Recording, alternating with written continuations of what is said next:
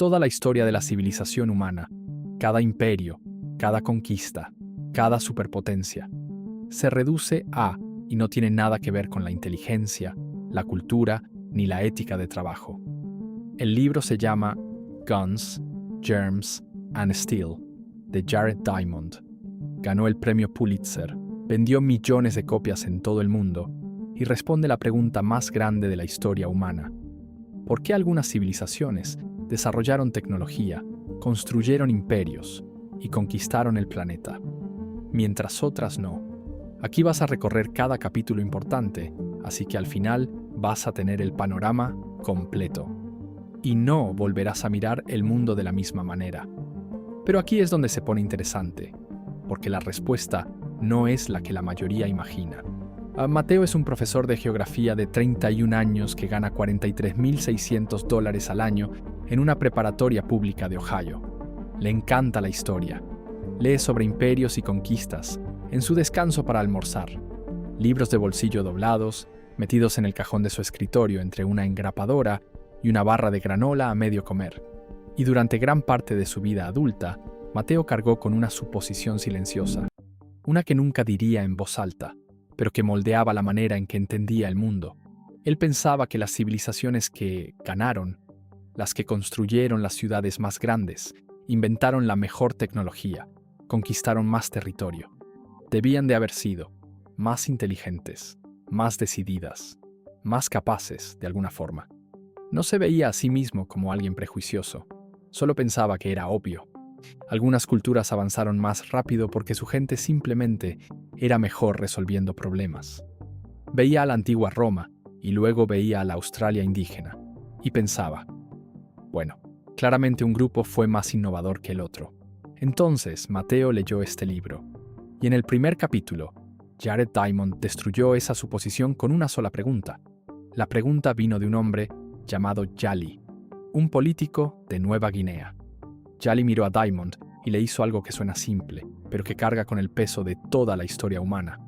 Le dijo, ¿por qué ustedes, los blancos, desarrollaron tanto cargo y lo llevaron a Nueva Guinea, mientras nosotros, los negros, teníamos tan poco cargo propio? Esa palabra, cargo, significaba tecnología, bienes, infraestructura, barcos, herramientas de acero, ropa manufacturada, y todo lo que separa a una nación industrial moderna de una sociedad de subsistencia. Y Yali no lo preguntaba desde el resentimiento, lo preguntaba desde una curiosidad real. Él podía ver la diferencia, solo quería saber por qué. Y Diamond no esquivó la pregunta, no dio una respuesta elegante para salir del paso. Pasó los siguientes 25 años respondiéndola. Viajó por continentes, estudió registros arqueológicos, patrones lingüísticos, historias agrícolas y epidemiología de enfermedades. Entrevistó a agricultores en Papúa Nueva Guinea y rastreó las rutas migratorias de cultivos antiguos. Todo para responder la pregunta de un solo hombre. Ahora presta atención a esto, porque conecta la respuesta de Diamond no tenía nada que ver con la inteligencia, nada que ver con la genética, nada que ver con la ambición, la cultura o alguna supuesta superioridad moral. Su respuesta, respaldada por décadas de investigación en arqueología, biología, lingüística y ecología, era una sola palabra: geografía. La tierra bajo tus pies lo determinó todo. Piénsalo como si fuera un juego de mesa. Imagina a dos jugadores sentándose a jugar el mismo juego. Mismas reglas, mismo objetivo, mismo nivel de habilidad. Y al otro le reparten puras cartas vacías. El juego ni siquiera ha comenzado, y el resultado ya está inclinado. Eso fue lo que la geografía hizo con las civilizaciones humanas. A algunos continentes les repartió ases, a otros no les dio nada. Déjame mostrarte exactamente cómo. Hace unos 13.000 años pasó algo enorme. Los seres humanos en unas cuantas regiones específicas del mundo, la media luna fértil, partes de China, Mesoamérica y los Andes, empezaron a cultivar, no porque fueran más inteligentes que todos los demás, no porque hubieran tenido un destello de genialidad que otras poblaciones no tuvieron, sino porque su tierra tenía las materias primas correctas. Y aquí viene la parte más loca. La media luna fértil, esa región en forma de media luna, que se extiende por lo que hoy es Irak, Siria, Turquía y Jordania. Tenía 33 de las 56 gramíneas silvestres de semillas grandes más importantes del mundo. 33 de 56. Tenía trigo, cebada, guisantes, lentejas, lino. También tenía 4 de los 5 animales domesticables más importantes de todo el planeta: cabras, ovejas, ganado bovino y cerdos. Ninguna otra región de la Tierra se acercaba siquiera a esa combinación. Y Diamond va más profundo. Explica que, en todo el planeta, solo 14 especies grandes de mamíferos fueron domesticadas con éxito. 14, de entre cientos de especies grandes de mamíferos que existían. Y la región de la media luna fértil tenía la mayoría concentrada en una sola zona. Es como si una esquina de la Tierra se hubiera ganado la lotería biológica y todos los demás se hubieran quedado sosteniendo boletos vacíos. Mateo se quedó pensando en eso un rato cuando lo leyó. 33 de 56. En ese momento estaba calificando tareas. Una pila de hojas de trabajo sobre el Imperio Romano. Bajó su pluma roja y pensó en lo que eso significaba. Y entonces hizo clic. La gente que vivía en la media luna fértil no inventó la agricultura porque fueran genios. Tropezó con ella porque las plantas silvestres que crecían a su alrededor ya casi estaban listas para ser cultivadas. El trigo prácticamente estaba pidiendo que lo cultivaran. Los antepasados del trigo moderno tenían semillas grandes, crecían rápido y podían almacenarse durante el invierno. No necesitabas un doctorado para darte cuenta de que sembrar esas semillas a propósito era una buena idea. Mira Australia. Los pueblos indígenas de Australia están entre las culturas continuas más antiguas de la Tierra. 65.000 años de supervivencia en uno de los entornos más duros imaginables. Desarrollaron técnicas sofisticadas de manejo del fuego, sistemas complejos de parentesco y un conocimiento de navegación que dejaría en ridículo a la mayoría de los marineros modernos. Y aún así, nunca desarrollaron agricultura a gran escala. ¿Por qué? No porque les faltara inteligencia, sino porque Australia tenía 0 mamíferos grandes domesticables. No había caballos, no había ganado bovino, no había ovejas, no había cerdos, no había cabras, nada para jalar un arado, nada para proporcionar proteína confiable a gran escala, nada que pudiera encerrarse, criarse y multiplicarse durante generaciones. El continente simplemente no les dio los materiales de arranque. No puedes domesticar un canguro, no puedes enganchar un wombat a un arado. La biología simplemente no estaba ahí. Miran el resultado y asumen que la causa fue la gente. Diamond dice que no. La causa fueron las plantas y los animales, siempre. Pero la geografía no solo decidió quién empezó a cultivar, también decidió qué tan rápido podía expandirse la agricultura. Y esto, quédate conmigo aquí, es una de las observaciones más brillantes de todo el libro. Se llama la teoría del eje continental. Imagina Eurasia en un mapa. Se extiende de este a oeste, una franja horizontal enorme a través del planeta. Ahora imagina las Américas y África. Se extienden de norte a sur, continentes altos, verticales, que van del frío ártico al calor tropical. Esa sola diferencia, di la dirección en la que se inclina un continente, cambió todo en la historia humana. Y aquí está el porqué. Los cultivos se expanden mejor a lo largo de latitudes similares, porque el clima se mantiene más o menos igual. El trigo que crece en la media luna fértil también puede crecer en Grecia, en España, en Francia, en el norte de India. Porque están en latitudes parecidas, con temperaturas parecidas, duración del día parecida y patrones de lluvia parecidos. Así que la tecnología agrícola se expandió rápido por Eurasia. En unos cuantos siglos, el trigo ya había viajado miles de kilómetros hacia el este y hacia el oeste, y junto con él llegaron las técnicas de irrigación, almacenamiento y cría de animales. Pero en las Américas, el maíz fue domesticado en México hace unos 7.000 años. No debería haberse expandido hacia lo que hoy es el este de Estados Unidos. Allá arriba hay tierras agrícolas excelentes, pero no pudo, porque entre México y el este de Estados Unidos hay barreras climáticas enormes, desiertos abrasadores, selvas tropicales densas, cadenas montañosas que rozan las nubes. Los cultivos no pueden simplemente brincar entre zonas climáticas. Mueren. Una planta adaptada al calor tropical mexicano no sobrevive un invierno en Virginia, versus intentar lanzarla por encima de un muro. Eurasia era el pasillo, lisa, lateral, conectada, Las Américas eran el muro, verticales, segmentadas, bloqueadas. Mateo se quedó pensando mucho tiempo en eso. Durante una hora libre sacó un mapa en su teléfono y se quedó, mirándolo. Eurasia va de lado a lado. Las Américas van de arriba a abajo. Deslizó el dedo desde España hasta China. Una sola franja continua de clima parecido. Luego lo deslizó desde Alaska hasta Chile. Ártico, templado, tropical, desierto, tropical, templado, antártico. Zona climática tras zona climática tras zona climática. Una vez que lo ves, parece y aún así explica siglos de desarrollo desigual. No por la gente, por la latitud. Entonces ahora ya tienes una agricultura expandiéndose rápido por Eurasia. ¿Qué pasa después? Y aquí es donde empieza la reacción en cadena.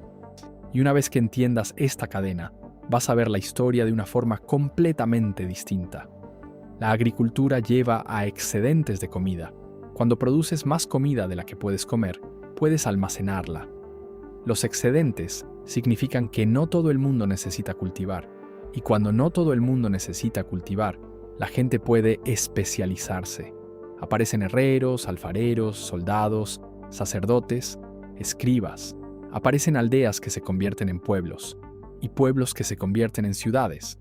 Aparece la escritura, porque necesitas registrar depósitos de grano, pagos de impuestos y acuerdos comerciales. Aparecen gobiernos centralizados, porque alguien tiene que organizar a todos esos especialistas y resolver disputas. Aparecen ejércitos profesionales.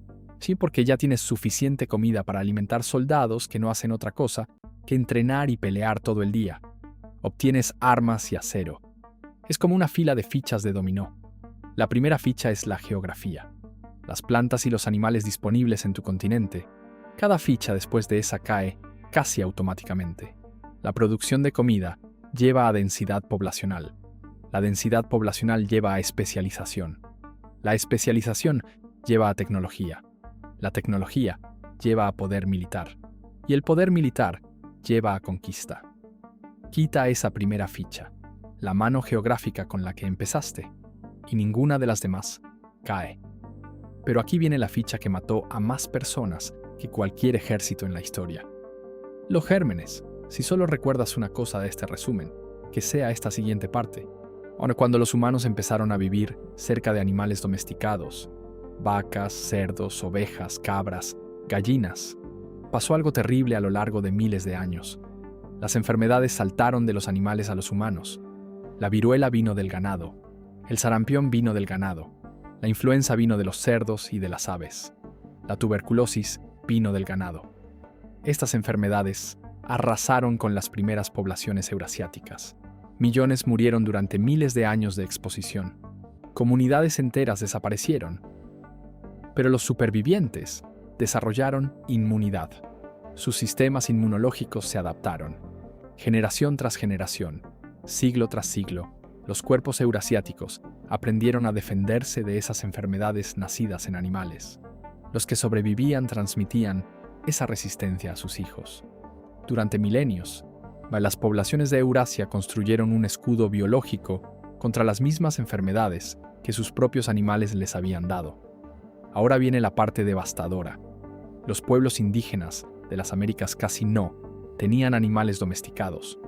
No había vacas, no había cerdos, no había ovejas, no había gallinas. La llama era uno de los muy pocos, y las llamas no transmiten enfermedades a los humanos de la manera en que lo hacen el ganado y los cerdos. Eso significa que los pueblos indígenas americanos no tuvieron exposición a esas enfermedades y no tuvieron inmunidad. Sus sistemas inmunológicos nunca se habían enfrentado a la viruela, al sarampión o a la influenza. Ni una sola vez en 13.000 años. Cuando los europeos llegaron a las Américas, sus gérmenes llegaron con ellos. Y esos gérmenes mataron entre el 90 y el 95% de las poblaciones indígenas. Déjalo entrar. No fueron las espadas europeas, no fueron las armas europeas, no fue la estrategia militar europea, fueron los gérmenes europeos. La viruela por sí sola borró civilizaciones enteras antes de que un solo soldado pusiera pie en sus tierras. Ciudades que habían prosperado durante siglos quedaron reducidas a pueblos fantasma. Poblaciones que contaban millones quedaron reducidas a sobrevivientes dispersos en una sola generación. Mateo tuvo que cerrar el libro después de ese capítulo. Estaba sentado en su sofá a las 9:30 de la noche de un martes. Él enseña historia a jóvenes de 16 años. Había enseñado la historia de la conquista europea docenas de veces. Cortés y los aztecas, Pizarro y los incas. Siempre la había presentado como una victoria militar, estrategia superior, mejores armas, exploradores valientes. Nunca había mencionado ni una sola vez que el arma real era invisible, microscópica y completamente no intencional. Sintió que algo pesado se le asentaba en el pecho. Había estado enseñando la historia equivocada durante años. Y aquí es donde la historia de por qué Diamond no solo explica la teoría. Bull la demuestra con el ejemplo más impactante de todo el libro. En 1532, un conquistador español llamado Francisco Pizarro marchó al corazón del Imperio Inca con 168 soldados. 168. El emperador inca Atahualpa comandaba un ejército de 80.000 guerreros curtidos en batalla. Y Pizarro no solo sobrevivió al encuentro, capturó al emperador en una sola tarde y desbarató a todo el ejército. ¿Puedes adivinar qué marcó la diferencia? No fueron solo las armas de fuego, las espadas de acero y los caballos, aunque Pizarro tenía las tres, y los incas jamás habían visto ninguna. El arma real había llegado años antes que Pizarro. La viruela ya había barrido el imperio inca como un incendio, matando al emperador anterior, Huayna Cápac, y desatando una guerra civil brutal entre sus hijos. Para cuando Pizarro apareció con su pequeño grupo de conquistadores, el imperio ya estaba fracturado, debilitado y desangrándose desde dentro. 168 hombres no conquistaron un imperio de millones por brillantez ni por valentía. Entraron caminando a un continente que la geografía ya había derrotado. Y si eso te sorprendió, espérate a escuchar esto. Diamond no se detiene en las Américas. Toma este lente geográfico y lo aplica a cada continente de la Tierra. Y en todos los casos, el patrón se confirma. Australia, sin mamíferos grandes domesticables, sin revolución agrícola, sin camino hacia tecnología industrial. No porque los australianos fueran menos inteligentes, sino porque el continente no proporcionó los materiales iniciales. África. Un eje de norte a sur que bloqueó la expansión de cultivos y ganado entre zonas climáticas. El desierto del Sahara se levanta como un muro gigantesco entre el norte de África y el África subsahariana, impidiendo el tipo de difusión rápida de innovación que Eurasia disfrutó durante milenios. Los cultivos y animales que prosperaban en el Mediterráneo no podían cruzar miles de kilómetros de arena. China. Esta fue la que más sorprendió a Mateo. China en realidad tuvo ventajas geográficas increíbles al principio. Valles fluviales ricos, arroz domesticable y un clima perfecto para agricultura intensiva. Y eso es exactamente por lo que la civilización china fue una de las más avanzadas del mundo durante siglos. Papel, pólvora, brújula, imprenta, todos inventos chinos. Pero Diamond argumenta que la unificación política de China bajo un solo emperador terminó frenando la innovación a largo plazo. Cuando un gobernante prohibió los barcos oceánicos en 1433, toda la civilización obedeció. Cada astillero cerró, cada viaje fue cancelado. Una decisión, un emperador, una política. Y la era de exploración china terminó de la noche a la mañana. En la Europa fragmentada, eso nunca habría podido pasar. Si un rey prohibía algo, los inventores simplemente recogían sus cosas y se iban al siguiente reino. Colón fue rechazado por Portugal, así que se fue a España. La competencia impulsó el progreso. La fragmentación impulsó la innovación. La unidad, paradójicamente, produjo estancamiento. A Mateo le fascinó ese ejemplo de China. Siempre había supuesto que la unidad era fuerza. Oni Diamond le mostró que la fragmentación geográfica, las cordilleras, las penínsulas y los ríos de Europa que la mantuvieron dividida en cientos de estados competidores, en realidad era la ventaja secreta de Europa. Lo mismo que hacía políticamente caótica a Europa, la volvió tecnológicamente imparable. Es como un bosque. Un bosque con docenas de especies distintas de árboles es más resistente que una plantación con una sola. Si una enfermedad golpea a un bosque de una sola especie, todo muere. Pero en un bosque diverso, Algunas especies sobreviven y llenan el vacío. La diversidad es la fuerza. La fragmentación política de Europa funcionó igual.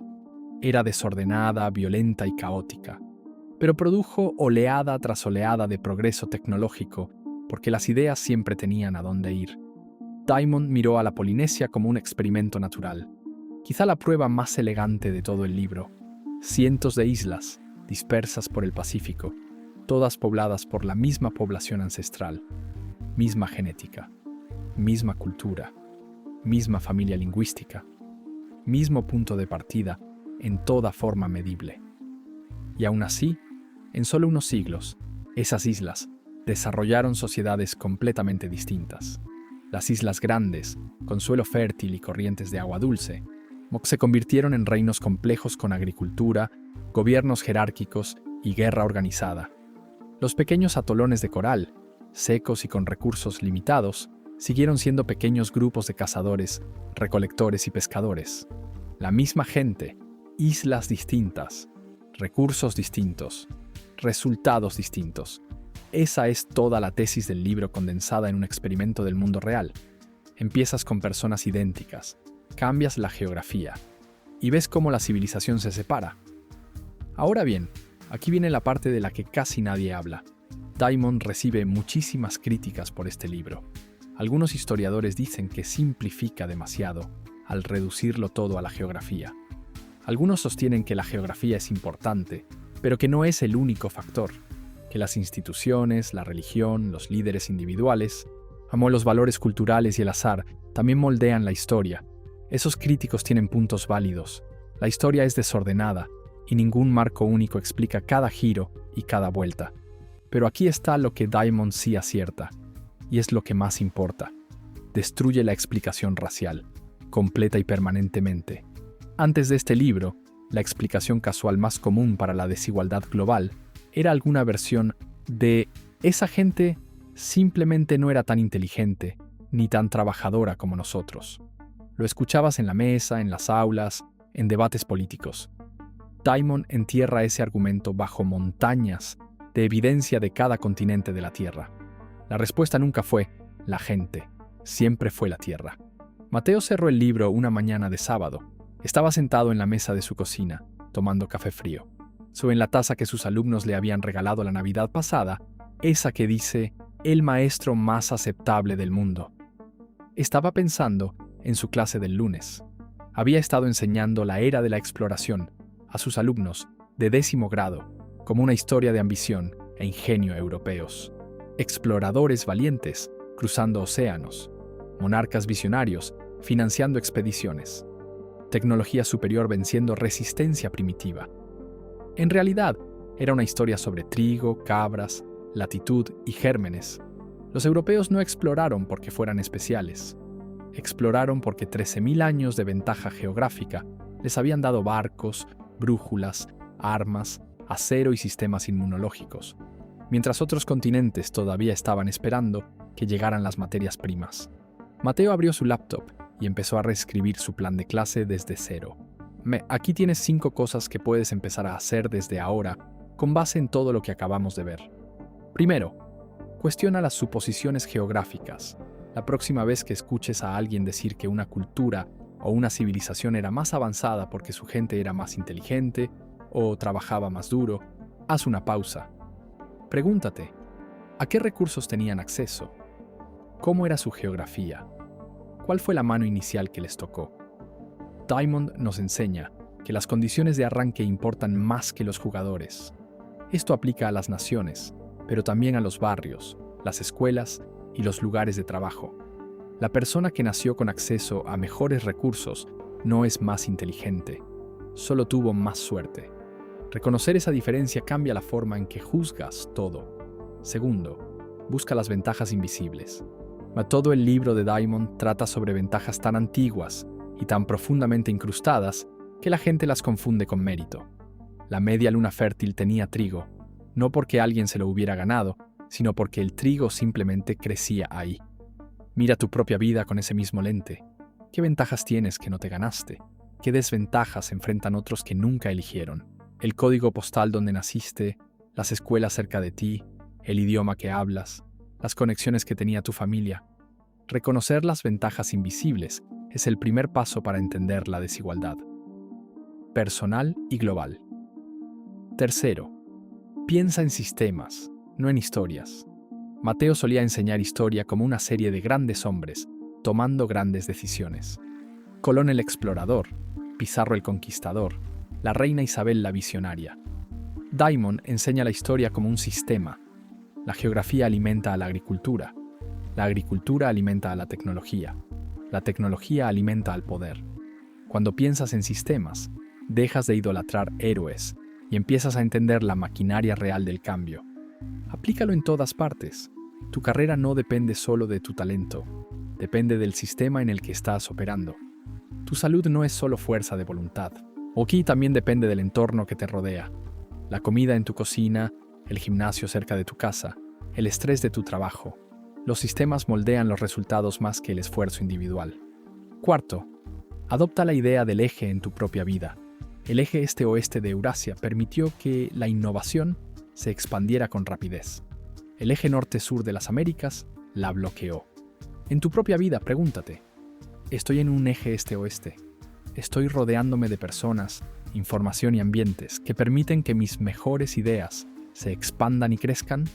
¿O estoy en un eje norte-sur, aislado, bloqueado por barreras, tratando de empujar el progreso a través de territorio hostil? Construye tu propio eje este-oeste. Únete a comunidades donde el conocimiento fluya libremente. Ponte en espacios donde las ideas viajen de lado, no cuesta arriba. Crea ambientes donde tu crecimiento pueda moverse sin fricción. Quinto, comparte la historia real. Mucha gente todavía carga con suposiciones casuales sobre por qué algunas civilizaciones avanzaron y otras no. Ahora tú ya sabes la respuesta real. Geografía, plantas, animales, ejes continentales y gérmenes. Comparte ese conocimiento. Cuando alguien en una cena o en redes sociales haga un comentario que implique superioridad cultural o racial como explicación de la historia global, ya tienes 13.000 años de evidencia para responder. Diamond no solo escribió un libro de historia, escribió el antídoto contra uno de los mitos más viejos y peligrosos de la humanidad. Y mientras más gente lo lea o escuche este resumen, más difícil será sostener ese mito. Eso es todo por hoy. Me espero que te haya servido y que te haya dejado algo real en qué pensar. Gracias por estar aquí y que tengas un excelente día.